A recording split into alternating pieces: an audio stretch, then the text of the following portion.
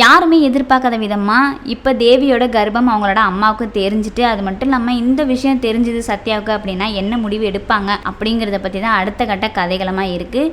இதை தொடர்ந்து இன்னைக்கு ஆடுகளம் சீரியலில் என்ன நடக்க போகுது அப்படிங்கிறத பற்றி தான் இந்த வீடியோவில் பார்க்க போகிறோம். வாங்க வீடியோக்குள்ளே போகலாம். ஏற்கனவே பார்த்தீங்கன்னா செல்வநாயகிக்கும் சத்யாவுக்கும் ரொம்பவே பிரச்சனையாக போய்கிட்டு இருக்கு. இதை தொடர்ந்து அர்ஜுன் என்ன பண்ணிடுவார் அப்படின்னா சத்யா கிட்டே அவரோட காதலையும் சொல்லிடுவார். இருந்தாலும் கூட சத்யா கொஞ்சம் கூட அதை பொருட்படுத்தாமல் வேணாம் இதோட விட்டுருங்க, இதுக்கப்புறம் உங்கள்கிட்ட நான் பேச மாட்டேன், அது மட்டும் இல்லாமல் இந்த மாதிரிலாம் எனக்கு இருந்தால் பிடிக்காது அப்படின்னு சொல்லி அர்ஜுனை அவாய்ட் பண்ணிட்டு வந்துடுவாங்க. இப்போதைக்கு அவங்க மனசில் இருக்கிறது எல்லாமே தேவியையும் அபியையும் எப்படியாவது கல்யாணம் பண்ணி வச்சிடணும், அது மட்டும் இல்லாமல் தேவியோட வாழ்க்கை நல்லபடியாக இருக்கணும் அப்படிங்கிறத பற்றி தான் சத்யாவோட வாழ்க்கை போய்கிட்டு இருக்கு. இதனால சொல்லிட்டு தான் அர்ஜுனையும் அவாய்ட் பண்ணிடுறாங்க. இதனால சொல்லி அர்ஜுனும் ரொம்பவே கஷ்டப்படுறாரு. அது மட்டும் இல்லாமல் இது ஒரு பக்கம் இருந்தாலும் கூட செல்வநாயகி எப்படியாவது சத்யாவை அவளோட திமிரை அடக்கணும், அதுக்கு ஒரே வழி அர்ஜுனை அவளை கல்யாணம் பண்ணி வைக்கிறது மட்டும்தான் அப்படின்னு சொல்லி சத்யாவை அர்ஜுனுக்கு பொண்ணு பார்க்கறதுக்காக சொல்லி ரெடி பண்ணிக்கிட்டு இருக்காங்க எல்லா விஷயத்தையுமே.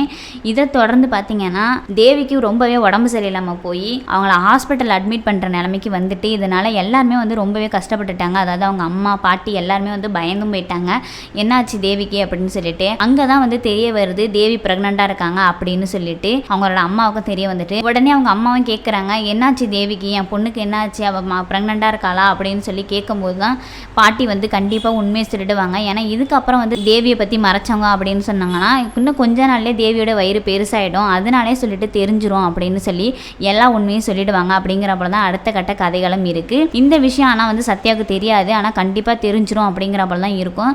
சத்யாவும் ஃபோன் பண்ணி கேட்குறாங்க என்னாச்சோ அப்படின்னு சொல்லிட்டு. இருந்தாலும் ஃபோனை யாருமே எடுக்கலை, அதனால சொல்லி ரொம்பவே பதட்டமாயிட்டு இருக்காங்க. இதுக்கு இடையில தான் சத்யா அடுத்த கட்ட பிளானையும் போட்டுடுறாங்க. எப்படியாவது செல்வநாயகிட்ட நம்ம நல்ல பேர் எடுக்கணும், அதை வச்சு தான் நான் அந்த வீட்டுக்கு போகணும் அப்படின்னு சொல்லி இருந்துகிட்டு இருப்பாங்க. ஏற்கனவே செல்வநாயகி சத்யா தான் இந்த வீட்டு மருமங்களாக வரணும் அப்படின்னு சொல்லி பிளான் பண்ணிக்கிட்டு இருக்காங்க இல்லையா, அதனால கண்டிப்பாக சத்யா வீட்டுக்குள்ளே விடுவாங்க அப்படின்னு தான் எதிர்பார்க்கப்படுது. அப்படி சத்யா வீட்டுக்குள்ளே விட்டாங்க அப்படின்னா அவங்க அபியோட நிலைமை என்னவா இருக்குது, அது மட்டும் இல்லாமல் எல்லா உண்மையும் தெரியும் அப்படிங்கிற அவ்வளோ தான் இருக்குது. ஏன்னா செல்வநாயகியோட பையன் தான் அர்ஜுனே அப்படிங்கிற உண்மையும் சத்யாவுக்கு தெரிய வந்துடும். அப்படிங்கிறப்ப தான் அடுத்த கட்ட கதைகளும் வச்சுருக்காங்க. இதை தொடர்ந்து எப்படியாவது செல்வநாயகி வீட்டுக்கு போகணும் அப்படின்னு சொல்லிட்டு அவங்களோட ஃப்ரெண்டுக்கிட்ட சொல்லும்போது அப்போ தான் தெரிய வருது அவங்களோட ஃப்ரெண்டும் அந்த வீட்டை விட்டு வேலையை விட்டு போயிட்டாங்க. அது மட்டும் இல்லாமல் இதுக்கப்புறம் என்ன பண்ண போகிறோம் அப்படின்னு சொல்லி ரொம்பவே குழப்பமாக இருக்காங்க.